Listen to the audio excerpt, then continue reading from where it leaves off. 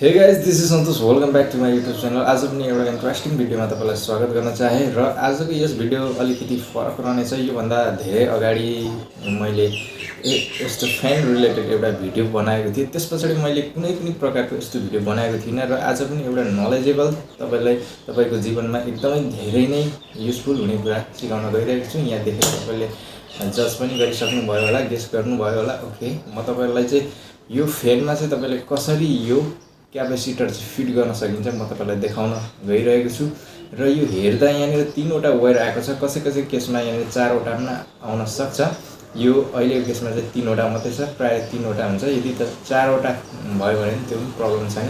र हामीलाई यो क्यापेसिटर चाहिँ हामीले चेन्ज पनि गर्न सकिन्छ। यसलाई चाहिँ कसरी हामीले फिट गर्न सकिन्छ, तपाईँको यो चाहिँ खराब, यसमा खराबी आयो भने चाहिँ तपाईँले कसरी चाहिँ फेरि नयाँ बजारबाट ल्याएर चाहिँ आफैले कुनै पनि इलेक्ट्रिसियनलाई नबोलाइकन घरैमा बसेपछि तपाईँले आफ्नो काम गर्न सक्नुहुन्छ।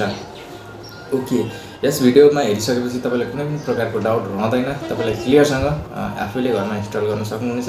सबैभन्दा पहिला तपाईँलाई म यो देखाउन गइरहेको छु। यहाँ हेर्दा तपाईँले यो 2टा वायर देख्न सक्नुहुन्छ यो क्यापेसिटरको। र यहाँनिर 3वटा वायर छ, यहाँनिर 3वटा कलर छ। यहाँ चाहिँ फेन अनुसार फाल्टै हुन्छ, कम्पनी अनुसार फाल्टै हुन्छ। कुनै पनि एउटै कलर पनि हुनसक्छ, फाल्टो हरियो अर्को पनि कलर हुनसक्छ। यसमा अहिलेको केसमा चाहिँ रेड छ, यो ब्ल्याक छ अनि येलो छ। अब यहाँनिर अहिलेको केसमा चाहिँ 3टा वायर छ, एउटा रनिङ स्टार्टर र एउटा कमन वायर रहेको छ।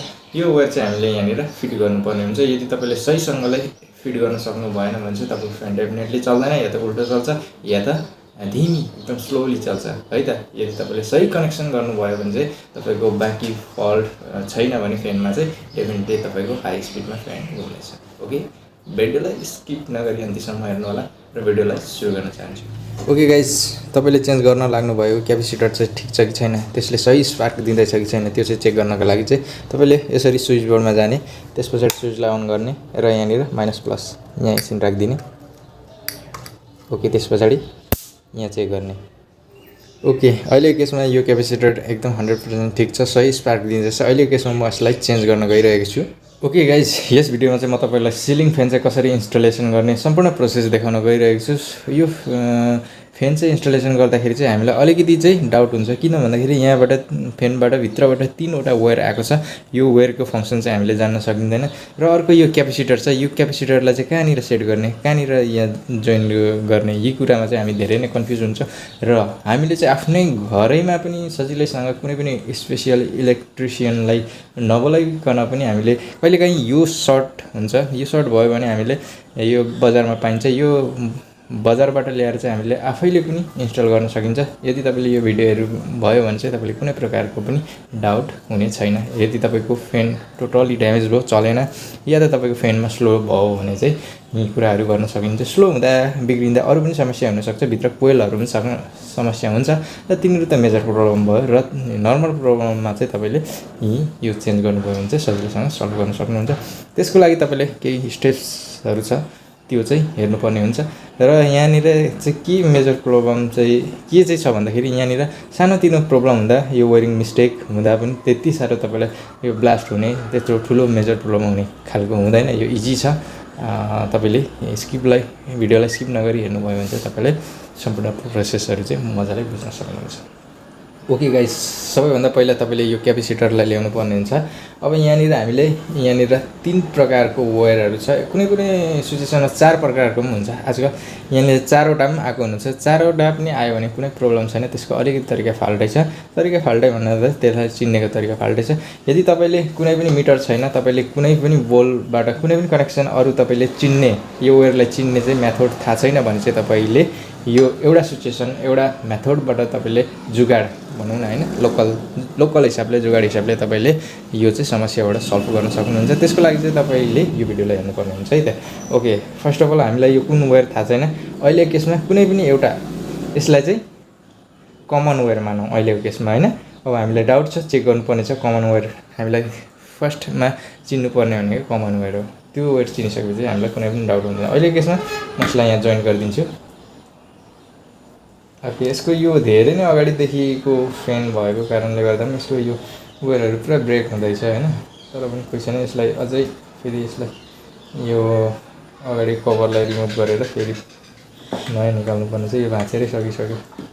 ओके, म अहिले त्यसमा यसो गरिदिन्छु र हामीले चाहिँ यहाँनिर यो र यो या त यो र यो यहाँनिर चाहिँ हामीले प्लस नेगेटिभ र पोजिटिभ कनेक्सन दिनुपर्ने हुन्छ। यो त्यति प्रब्लम छैन, यहाँ पोजिटिभ नै हुनुपर्छ यहाँ नेगेटिभ नै हुनुपर्छ भन्ने छैन। जुनै पनि तपाईँले यसरी इन्टु गर्न सक्नुहुन्छ। यदि यहाँ ठिक चलेन भने यहाँ र यहाँ पनि गर्न सक्नुहुन्छ। यो चाहिँ सही चल्यो भने चाहिँ कस्तो हुन्छ भने तपाईँले यहाँबाट सही चल्यो भने यो कनेक्सनमा तपाईँको एन्टी क्लक भयो भने योबाट चाहिँ यो गर्दाखेरि चाहिँ क्लकवाइज हुनु पर्यो। भन्नुको मतलब यो र यो गर्दा सही तपाईँले घुम्यो भने यो र यो गर्दाखेरि फेरि ठिक्क उल्टो हुनु पर्यो। अनि मात्र तपाईँले यो र यो सही हो यो र यो कामै गरेन साइलेन्ट भयो भने त्यो द्याट इज रङ। तपाईँले यो फेरि चेन्ज गर्नुपर्ने हुन्छ। ओके, अहिले केसमा चाहिँ म तपाईँलाई टेस्ट गरेर देखाउन गइरहेको छु। म चाहिँ कनेक्सन ल्याउँछु है त। ओके फ्रेन्ड्स, यो चाहिँ हाम्रो कनेक्सन प्लस र माइनस छ। म कोही छैन यहीँ गर्नुपर्छ भन्ने यहाँ एउटा राखिदिन्छु र एउटा यहाँ। ओके, यसमा भाइब्रेसन गरेर अब यहाँ र यहाँ गर्छु। अलिकति घ्याक्कै मात्रै हल्यो, यो एकदम ठिक छैन। फनाउन घुम्छ, स्पिडले घुम्छ, झड्का दिएर घुम्छ। ओके, र म यसलाई यो वेललाई यहाँ राखिदिन्छु। अब यो कनेक्सनलाई चेन्ज गर्छु है त। फेरि यो कनेक्सन निकाल्छु, यो कनेक्सन निकाल्छु। अब म यो एउटा यहाँ कनेक्सन दिन्छु है।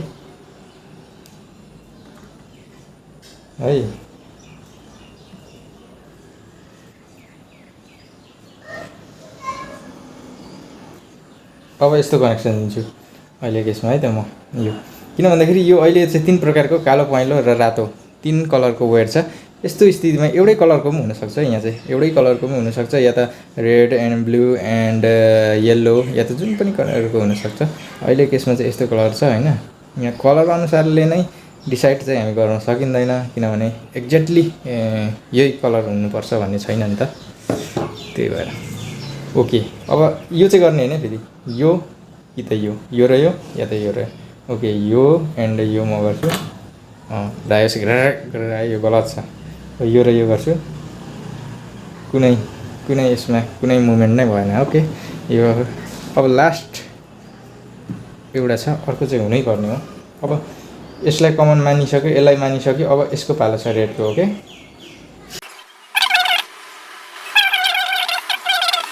रेड अब कमन भयो। अब यो हो। अब यो सही चल्यो भने चाहिँ यो गर्दाखेरि यो डाइरेक्सनमा घुम्यो भने यो गर्दाखेरि फेरि यो डाइरेक्सनमा घुम्नुपर्छ है त, यदि सही हो भने चाहिँ। यदि गलत हो भने हुँदैन त्यो। ओके गाइज, फेरि अगेन लास्ट टेस्ट गर्न गइरहेको छु। यहाँ एन्ड यहाँ बिल्कुल सही। अब यता गयो है, अहिले यता गयो, यो डाइरेक्सनमा गयो। अब मैले कुन गरेँ, यो र यो गर्दाखेरि यो डाइरेक्सनमा गयो। अब म यो र यो गर्दाखेरि यो डाइरेक्सनमा गयो भने चाहिँ बिल्कुल फ्यान सही हो।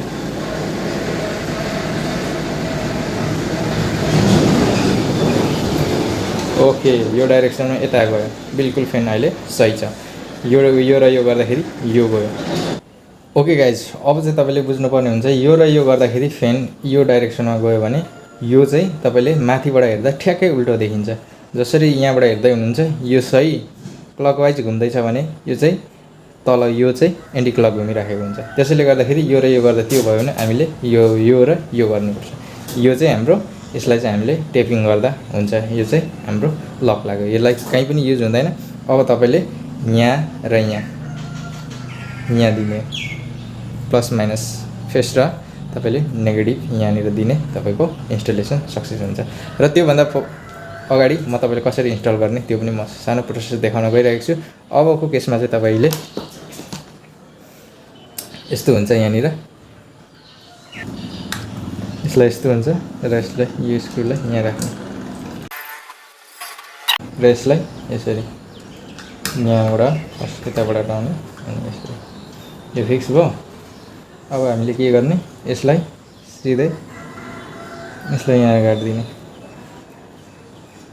अहिले केसमा म तपाईँलाई यसरी देखाउँछु, यसो गर्ने।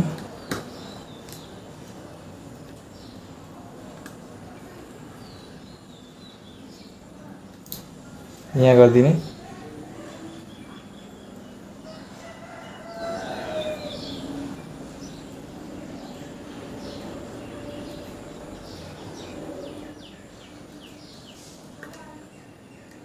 र यसलाई यहाँ अब यहाँबाट प्लस माइनस दिने। ओके गाइस, आजको यस भिडियो मार्फत तपाईँहरूले जान्नु नै भयो होला कसरी चाहिँ हामीले सिलिङ फ्यानलाई इन्स्टलेसन गर्ने। अनि अब यसरी गरेर ह्याङ्गिङ मात्रै गर्नुभयो। यहाँनिरबाट त नर्मल पाइप स्याप यहाँनिर लाग्छ र माथि हुकमा ह्याङ्गिङ हुन्छ र तपाईँले त्यो प्रोसेस त पक्कै पनि गर्न सक्नुहुन्छ नै। हस्त साथीहरू, यो भिडियो कस्तो लाग्यो? यदि मन पऱ्यो भने लाइक सेयर अनि च्यानल सब्सक्राइब गर्न नबिर्सिनुहोला, ताकि यस्तै युजफुल र इन्ट्रेस्टिङ भिडियोहरू म आगामी दिनमा ल्याउँदै जानेछु। यदि तपाईँलाई कस्तो लाग्छ यस्तै प्रकारको भिडियो यदि चाहनुहुन्छ अझै पनि भने कमेन्ट मार्फत कमेन्ट गर्नुहोला। यो फ्यान रिलेटेड पनि अझै धेरै भिडियोहरू बन्न सक्छ र बेसिक कुराहरू पनि यदि तपाईँलाई थाहा छैन भने त्यहाँबाट पनि त्यो पनि हामी बनाउन सकिन्छ। र यो फ्यानकै मात्र नभएर कुनै पनि कुरा तपाईँले जति पनि यहाँनिर 200-250 एबोभ भिडियोहरू बनिसकेको छ, सबै भिडियोहरू युजफुल छ। हाम्रो जीवनमा एकदमै अत्याधिक मात्रामा चाहिने भिडियोहरू नै छ। यदि तपाईँले हामीलाई सपोर्ट गरिदिनु भयो भने यस्तै युजफुल भिडियोहरू चाहिँ म पक्कै पनि बनाउँदै ल्याउने छु। हस् साथीहरू, आजलाई यति नै। बाँकी अर्को भिडियोमा हामी पक्कै भेट्नेछौँ। हस्त नमस्ते, जय नेपाल।